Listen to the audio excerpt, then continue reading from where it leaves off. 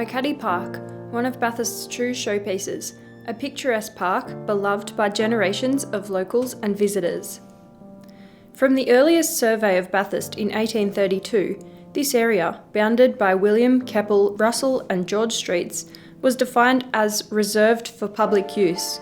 But instead, by the 1840s, it was home to a courthouse and a jail, which housed criminals and featured public hangings. The placement of the jail in the centre of town, however, was not popular with the citizens, and after an intense period of lobbying the state government, the jail was relocated and the structure demolished. But in the true spirit of Bathurst, from this wilderness of the old jail was to rise one of the finest and most cherished public parks in Australia. It's now classified by the National Trust and included in the list of significant historic gardens by the Australia Garden History Society. In 1888, Council had initially proposed Daly Park as the name for this park, in honour of a recently deceased prominent barrister and politician. This choice was unpopular with locals.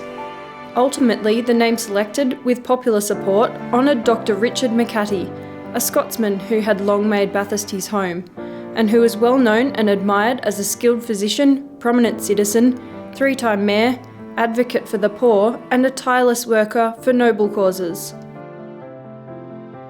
One of the remarkable aspects of Machattie Park is just how much of what you see and enjoy today matches the vision of the original designer and the execution of his design by the original head gardener. In 1890, the council held a competition with a prize of 10 guineas on offer to select the park designer. 5 plans were received, with Mr. James Hine, a local architect of some repute, selected. Hine's original plan called for a handsome iron fountain to be placed on the William Street side of an elevated and picturesque band pavilion. Ordered in April 1891 from Melbourne, the size and weight of the fountain led to somewhat of a problem when it was discovered that the main basin was in fact too large for transport by rail on the last leg of its journey from Sydney to Bathurst. In the end, the railway authorities were able to overcome the technical difficulties and the basin was eventually delivered. The grand fountain was opened by the mayoress, with the mayor of the day, Alderman F. Crago, being immortalised on the fountain's plaque. One particularly famous and loved feature of Machattie Park is also one of the few elements not included in the designer's original plan. Built in 1936, the Begonia House was the last major structure erected in the park.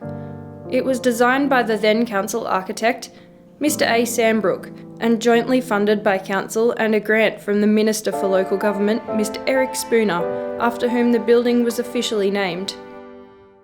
Today, the Begonia House is lovingly tended by council's gardeners, with the annual flowering usually attracting thousands of visitors between mid-February to May.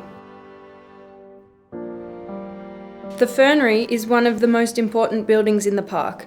In the original design, it was situated near the corner of the park, at the intersection of George and Russell Streets. However, in May of 1890, the council resolved to remove the site of the Fernery to a spot behind the courthouse and make a start with the construction as soon as possible.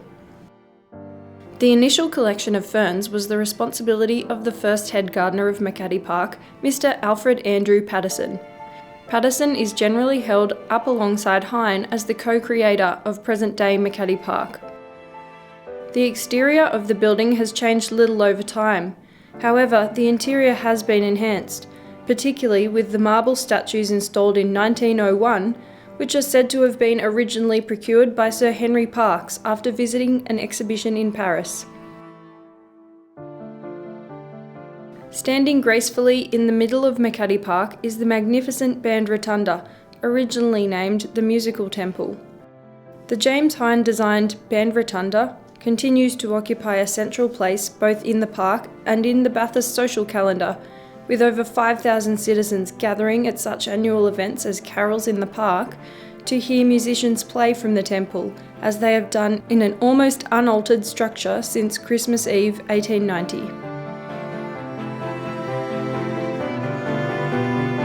Really, it's about the community coming together to be able to enjoy festivals and events that take place.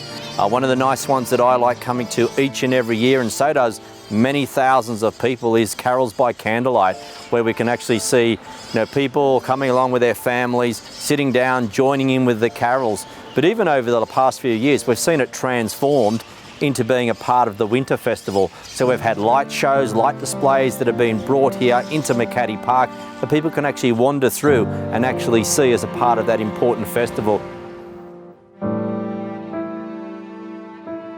The beautiful Gardener's Cottage, designed by James Hine, was the first structure to be completed in 1890, with its £620 cost funded by the Indomitable Progress Association.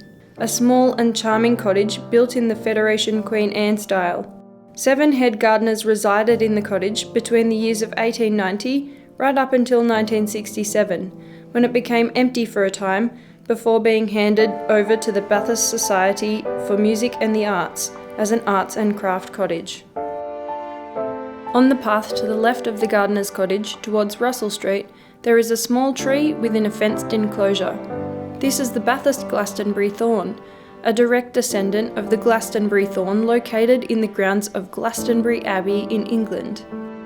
Legend has it that Joseph of Arimathea was sent to England in 61 AD, and on his travels he stopped at Glastonbury, where he was reputed to have planted his staff, and from this a thorn tree sprouted and grew.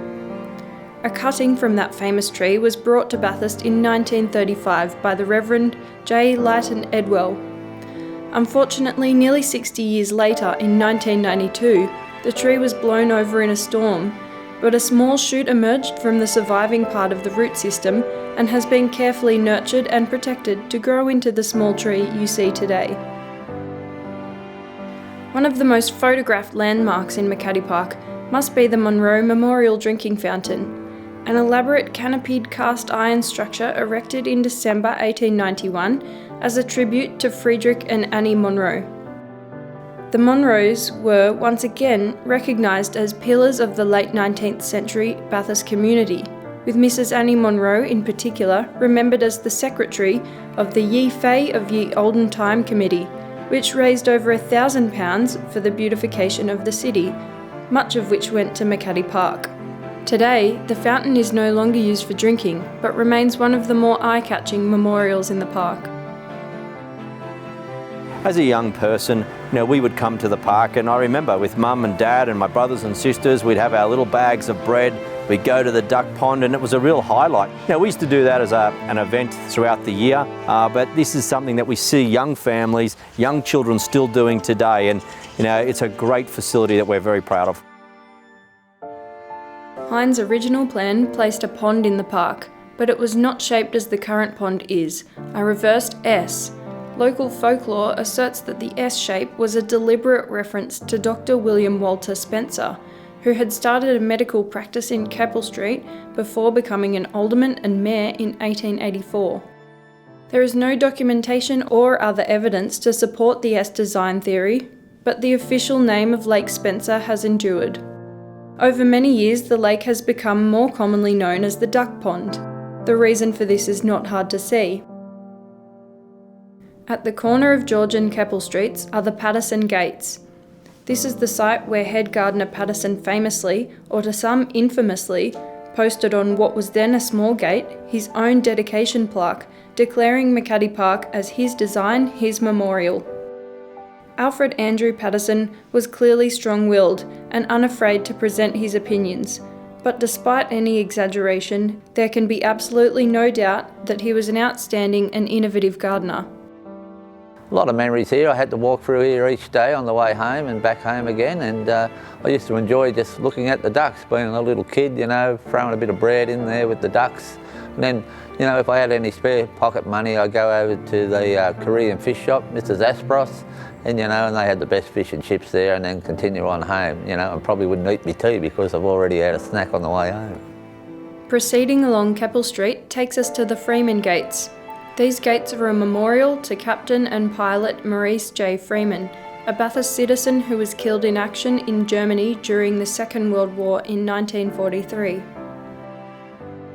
Machattie Park, much like nearby King's Parade and the Bathurst Town Square, are vital elements of the modern city of Bathurst, created as much by the spirit of the citizens as by the sketches of the original designers.